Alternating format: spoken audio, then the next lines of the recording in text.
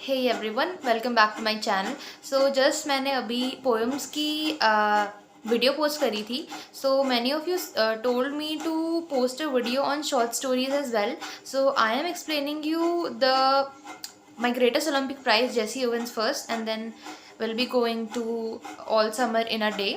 So let's get started. देखो, Jesse Owens made a name for himself as a nationally recognized sprinter. He won 4 gold medals in 1936 Olympic Games in 100 meter, 200 meters, 400 meters as well as in long jump. अब Jesse Owens थे कौन? वो मैं आपको सिर्फ keywords बताने जा रही हूँ, वरना वीडियो बहुत लंबी हो जाएगी एंड पोस्ट करने में बहुत टाइम लग जाता है। तो देखो, Jesse Owens was the son of share cropper. Share cropper क्या होता है? Share cropper is a tenant farmer in US who receives an agreed share and he was a grandson of a slave. अब वो पहली बार Olympic किसी history में उनको Olympics में 4 गोल्ड मेडल्स मिले थे and that's a great achievement.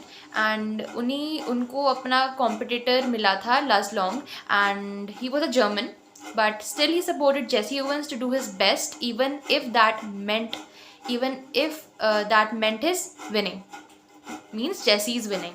Well, we're gonna start up with page number 104. अब देखो, सबसे पहले तो ये हमें पता करना पड़ेगा नाजी आर्यन सुपीरियोरिटी थ्योरी होती क्या है। देखो, according to Hitler, the Aryan races that is the Germans and the north European people were superior. They were considered superior and they believe that a black man can never be successful and या तो मतलब Jesse Owens was kind of dissatisfied with Hitler's ways.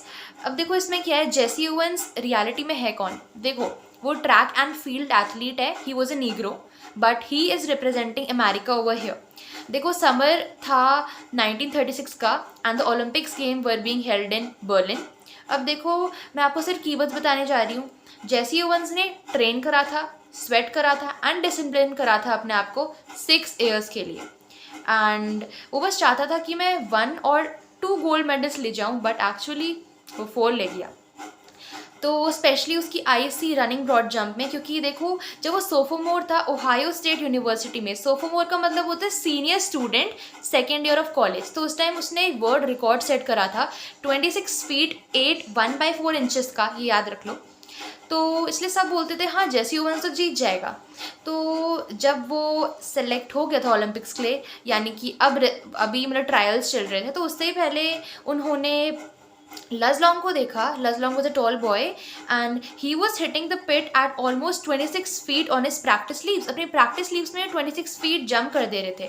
अब देखो, उनका नाम लजलोंग था, वो German थे and Hitler had kept him under wraps. wraps का मतलब होता है सीक्रेटली रखा था।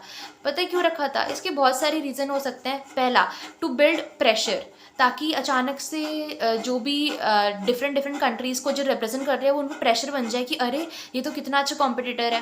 और दूसरा, जैसी वो जीत जाए, जैसी लजलोंग जीत जाए, तो वैसी मतलब ये प्रूव हो जाए कि नाजी आर्यन सुपीरियोरिटी थ्योरी होती है कुछ। ठीक है, तो ये क्वेश्चन आ सकता है कि हिटलर ने उनको रैप्स में क्यों रखा था।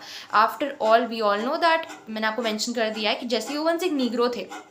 ठीक है, अब हम हिटलर को डर फ्यूरर भी कहते हैं।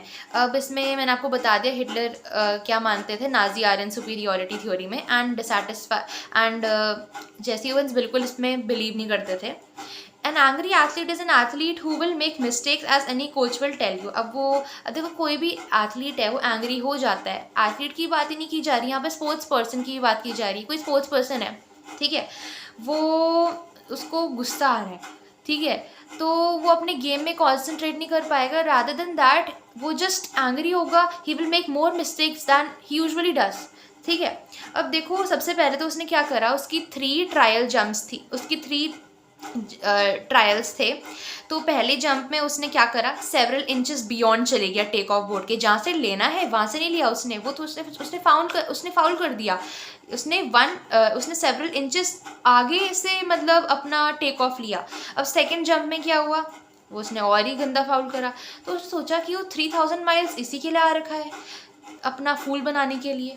ठीक है, तभी ही kick the dirt disgustedly and now what happened is that, देखो, लजलोंग का कभी आपको कैरेक्टर बोलें, कैरेक्टर में तो आएगा ही did not believe in the Nazi Aryan superiority theory and also he was a motivating person who inspired Jesse Owens लेकिन अगर तुम्हें पूछे डिस्क्रिप्शन कैसा दिखता था वो, friendly blue eyes, tall German, he had easily qualified for the finals on his first attempt. ये तो अलग पॉइंट हो गया.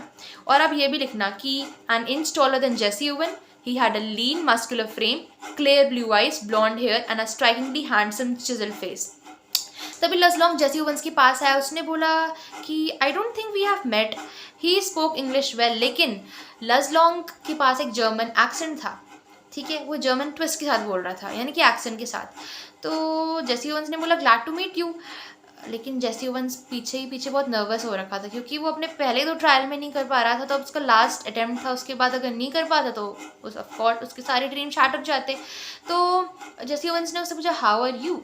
अब देखो इसने लजलोंग ने बोला I am fine but the question is how are you, तुम कैसे हो. मुझे तो लग रहा है कि something must be eating you. Something must be eating you का मतलब होता है something must be troubling you, कुछ जो चीज़ तुम्हें ट्रबल कर रही है.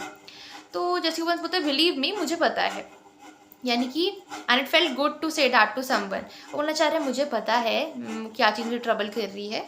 तो धीरे धीरे क्या हुआ, उन्होंने बातें करना शुरू करी. अब लजलोंग को पता चल गया था कि जेसी ओवंस परेशान क्यों हो रखा है. तो लजलोंग चाहे नाजी यूथ मूवमेंट में स्कूल्ड हो रखा था, but he did not believe in the Aryan supremacy business, ठीक है. एंड उसके बाद अब आपसे क्वेश्चन पूछ सकते हैं लजलोंग ने कौन सी एडवाइस दी जेसी ओवंस को जिससे कि जेसी ओवंस क्वालिफाई कर पाया. देखो, why don't you draw a line few inches back in the back of the board and aim at making your takeoff from there. You will be sure not to foul and you certainly ought to jump far enough to qualify. What does it matter if you are not first in the trials? Tomorrow is what counts. अब देखो उसने बोला ध्यान से देखो लजलोंग ने, तुम अपना few inches ज़्यादा आगे पीछे से few inches, वो बोल रहा है जेसी ओवंस को कि जैसे तुम जब फाउल कर रहे हो तुम क्या कर रहे हो, बोर्ड है उसे थोड़ा आगे जंप कर दे रहे हो ना, तो ऐसा करो few inches बैक एक लाइन बना दो बोर्ड के, स्टार्टिंग बोर्ड के, एंड वहाँ से जंप लेने की कोशिश करो. क्योंकि देखो ट्रायल है तो इसमें क्या फर्स्ट सेकंड का, ठीक है, इसमें ज़्यादा इंपॉर्टेंट नहीं है. टुमारो इज़ व्हाट काउंट्स, कल काउंट होगा जो भी होगा. इसलिए अभी तुम कैसे भी तरह क्वालिफाई हो जाओ और कल तुम दिखा देना कि तुम किसी से कम नहीं. अब ठीक है, अब ऐसा जेसी ओवंस को फील हुआ, सारी टेंशन उससे निकल गई, तो उसने full foot in back of the board aim करा and I almost qualified. I qualified with almost a foot to spare, यानी कि अ फुट टू स्पेयर, यानी कि a foot before being disqualified मैं क्वालिफाई हो गया. अब ओलंपिक विलेज क्या होता है, देखो ओलंपिक विलेज में सारे ओलंपिक्स में जिन्होंने पार्टिसिपेट किया रहता है वो रहते हैं. तो बाद में जेसी ओवंस लजलोंग के पास गया, उसने थैंक यू कहा एंड 2 आवर्स तक उन्होंने बात करी about track and field or themselves, उनके बारे में, अपने एक दूसरे के बारे में, the world situation and a dozen other things. अब देखो अब टाइम आ गया था कंपटीशन का. अब लज चाहता था कि जेसी अपना बेस्ट करे, चाहे वो जेसी की ही विनिंग हो, ठीक है. द लजलोंग ने तो अपना ओन पास्ट रिकॉर्ड तोड़ ही दिया था, लेकिन इस बार जेसी ओवंस ने बोला अब तो मैंने इतना अच्छा परफॉर्म करने की कोई सोच नहीं पाएगा. उसने अपना पहला रिकॉर्ड भी तोड़ दिया, 26 फीट 5 to 5 by 16 इंचेस का रिकॉर्ड न्यू सेट कर दिया ओलंपिक हिस्ट्री में. एंड वहाँ से हिटलर 100 yards अवे था एंड वो ग्लेयर कर रहा था. दैट इज़ ग्लेयर का मतलब एंग्री लुक्स दे रहा था लजलोंग एंड जेसी ओवंस को, ठीक है.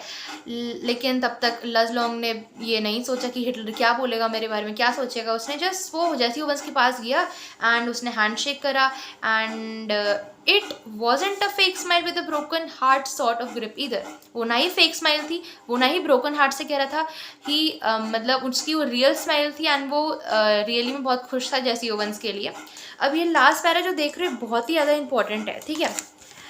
You can melt down all the gold medals and cups I have and they couldn't be a plating on the 24-carat friendship I felt for Luzlong at that moment. I realized then too that Luz was the epitome of what Piri de Coubertin, founder of the modern Olympic Games, must have had in mind when he said, the most important thing in the Olympic Games is not winning but taking part. The essential thing in life is not conquering but fighting well. Jesse Owens, देखो feelings क्या थी जेसी Owens की, वो बोलना चाह रहे हैं मेरे पास बहुत सारे कप्स हैं गोल्ड के, बहुत सारे गोल्ड मेडल्स हैं, अब देखो तुम उनको सबको मेल्ट कर दो. लेकिन तब भी वो लजलोंग और जेसी ओवंस की फ्रेंडशिप पे 24 कैरेट की है उस पर वो प्लेटिंग नहीं कर पाएगा, ठीक है. और ये भी है कि वो उसको ऐसा फील हो रहा था लजलोंग के लिए एंड वो बताना चाह रहा है कि जेसी ओवंस बोलता है मुझे लेटर ऑन रियलाइज़ हुआ कि पिरी de Coubertin यानी कि फाउंडर ऑफ ओलंपिक्स है, उसने वो ओलंपिक्स के फाउंडर थे, तो उन्होंने एग्जाम्पल दिया था. तो लजलोंग वही एग्जाम्पल है. क्या एग्जाम्पल है कि देखो ओलंपिक गेम्स में इम्पॉर्टेंट थिंग विनिंग नहीं होती लेकिन पार्टिसिपेशन होती है। एंड लाइफ में उसी तरह एसेंशियल थिंग कॉन्क्वेरिंग नहीं होती, फाइटिंग वेल होती है। सो अगर आपको बोले बट मतलब थीम बोले आपको, अगर आपको क्रिटिकल एप्रिसिएशन में से ज़्यादातर आता नहीं, अगर बाई चांस आ जाए तो आप लिख सकते हैं नाजी आर्यन सुपीरियोरिटी थ्योरी के बारे में। थीम्स में आपको बता देती हूँ, power of human touch and connection, true friendship built on equality and respect, true spirits of sportsmanship, rising above all prejudices especially racial and colour, compassion, empathy, collaboration, cooperation. And last में आपको यही बताऊंगी कि Jesse was the greatest Olympic prize, वो 4 gold medals नहीं थे। The real greatest Olympic prize was his friendship with Luz Long, क्योंकि Luz Long ने ही उसको हेल्प करी थी हर चीज़ में। So that was all for the video. Next अगर all summer in a day अगर मैं बना सकती हूँ तो मैं अपलोड कर दूंगी जल्दी से, पहले ये वाली वीडियो करती हूँ। सो या बाय, सब्सक्राइब।